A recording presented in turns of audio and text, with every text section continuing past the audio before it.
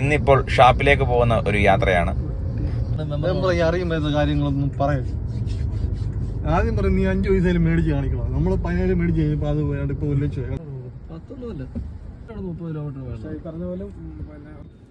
അങ്ങനെ കോന്നിയിൽ നിന്നും 1000 രൂപയ്ക്ക് പെട്രോളൊക്കെ അടിച്ചു. എന്താ പറയാ, മറന്നുപോയ വഴികളൊക്കെ. ആണോ? എപ്പോഴും വലഞ്ചുഴിക്കൊക്കെ വരുന്നയാ. 7 മണി കഴിഞ്ഞ് നേരം വിളിച്ചപ്പോൾ അവിടെ ആ റോഡിൽ എവിടെയെങ്കിലും കാണും. ഒന്നേ ഉള്ള വീട് വന്ന് കുത്തുന്നത് പടക്കം മേടിച്ച് വെച്ചേക്കും. ഞങ്ങള് കോന്നിയിൽ നിന്നാണ് വന്നത്. കോന്നിയിൽ നിന്ന് നമ്മള് ചെങ്ങറമുക്ക് തലച്ചിറ വഴി കുമ്പളമ്പൈ വന്ന് ചാടിയിട്ടാണ് നമ്മള് ലാഹ വഴിയാണ് നമ്മൾ ഇന്നത്തെ ട്രിപ്പ് പോകുന്നത്. ലാഹ വഴി ചെന്ന് നേരെ പ്ലാപ്പള്ളിയിൽ നിന്ന് ലെഫ്റ്റ് ചാടിയാണ് നമ്മൾ കോഴിക്കോട് ഷാപ്പിലേക്ക് പോകുന്നത്. എങ്ങനെയുണ്ടാ പോണ കഴിച്ചിട്ടെന്ന് പറഞ്ഞേ? ഇപ്പൊ ഞങ്ങൾ ഇങ്ങോട്ട് വന്ന് വാഴമുട്ടത്തുനിന്ന് വാങ്ങിച്ചു. താഴൂര് മെമ്പർ എങ്ങനെയുണ്ട് മെമ്പറെ?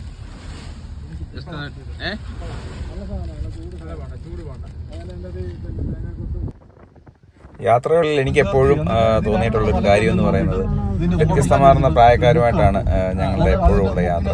അതുകൊണ്ട് തന്നെ അവരവര് കഴിഞ്ഞു വന്ന കാലഘട്ടത്തിലെ ഓരോ കഥകളും നമ്മളോട് ഷെയർ ചെയ്ത് അങ്ങോട്ടും സംസാരിച്ചിട്ടൊക്കെയാണ് നമ്മൾ പോകാറുള്ളത്.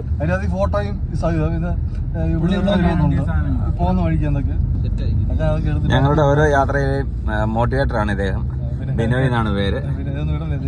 എന്താ നാണം അദ്ദേഹത്തിന്? കണ്ടോ, നമ്മൾ ഉദ്ദേശിക്കുന്ന ആളല്ല കേട്ടോ. എല്ലാവരുടെയും ശ്രദ്ധയിലേക്ക് നമ്മൾ ഉദ്ദേശിക്കുന്ന ആളല്ല. ഫേസ്ബുക്ക് വഴി വരുമാനം നേടിയെടുക്കുന്ന ഒരു വ്യക്തിയാണ് ഇദ്ദേഹം. പലതരം പ്രായക്കാരുമായി യാത്ര ചെയ്യുന്ന നിങ്ങളുടെ ഗ്രൂപ്പിനെ താഴെ കമന്റ് ബോക്സിൽ മെൻഷൻ ചെയ്യുക. അങ്ങനെ നമ്മൾ ശബരിമല പൂങ്കാവനത്തിലേക്ക് കടക്കുകയാണ്. നമ്മുടെ പത്തനംതിട്ടയിലൊക്കെ ഉള്ളവർക്കാണെന്നുണ്ടെങ്കിൽ വൈകുന്നേരങ്ങളിൽ നമുക്ക് കുറച്ച് സമയം സ്പെൻഡ് ചെയ്യാൻ പറ്റുന്ന ഒരു സ്ഥലം കൂടാണ് ഇത് കേട്ടോ.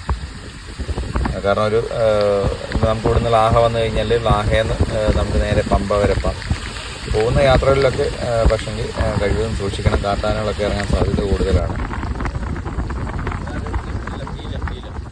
അങ്ങനെ ഞങ്ങൾ പ്ലാപ്പള്ളിയിലെത്തി. പ്ലാപ്പള്ളിയിൽ നിന്ന് നമ്മൾ ലെഫ്റ്റിലേക്കാണ് തിരിഞ്ഞത്.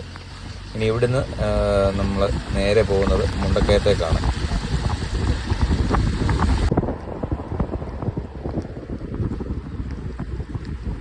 കുറച്ചു നേരം പുറത്തൊക്കെ ഇറങ്ങി നിന്ന് ഒന്ന് പ്രകൃതി ഭംഗി ആസ്വദിക്കാമെന്ന് കരുതി ഇറങ്ങിയതാണ്. പക്ഷേ പണി കിട്ടി.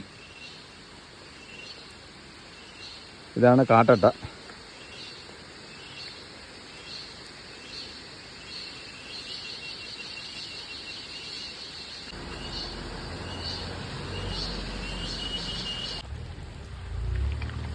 ഇത് നമ്മുടെ കാളകെട്ടി ക്ഷേത്രത്തിൻ്റെ കവാടമാണ്. ഇതിലൂടെ നമുക്കൊന്ന് പോയി നോക്കാം ആ ക്ഷേത്രത്തിലേക്ക്.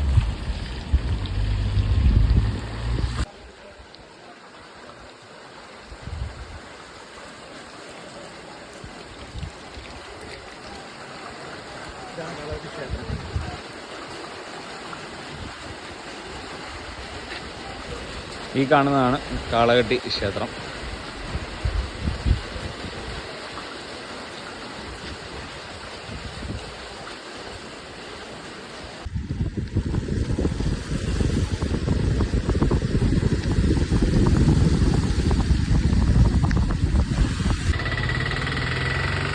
അങ്ങനെ നമ്മുടെ ലക്ഷ്യ സ്ഥാനത്ത് എത്തിയിട്ടുണ്ട്.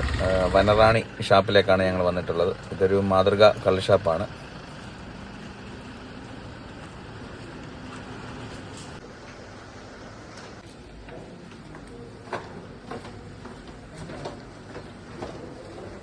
പക്ഷേ ഇപ്പം കുറേ മാറ്റങ്ങൾ വന്നിട്ടുണ്ടെന്ന് തോന്നുന്നു. പഴയ ഒരു ഹട്ട് രീതിയിലായിരുന്നു അവർ ചെയ്തിട്ടുണ്ടായിരുന്നത്. പക്ഷേ ഇപ്പം എന്തോ ഒരു ഹോട്ടൽ സെറ്റപ്പായി എന്ന് തോന്നുന്നു.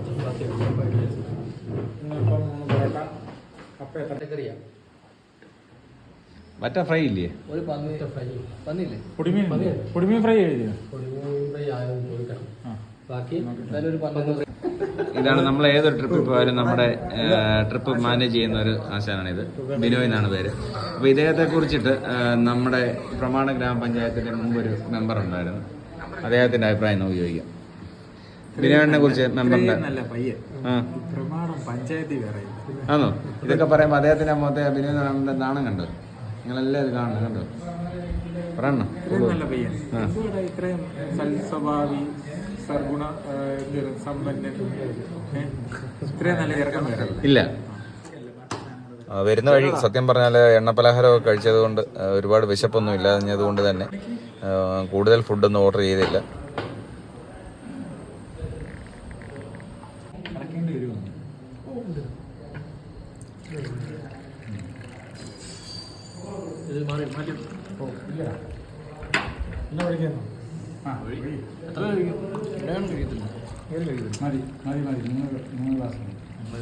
ഞങ്ങൾ ഓർഡർ ചെയ്തത് അപ്പം, പൊറോട്ട, കപ്പ, നമ്മുടെ ബീഫ് ഫ്രൈ, നാടൻ കോഴിക്കറി, പന്നിക്കറി, പൊടിമീൻ, പിന്നെ കള്ളു കുടിക്കുന്നവർ കള്ളു കുടിച്ചു.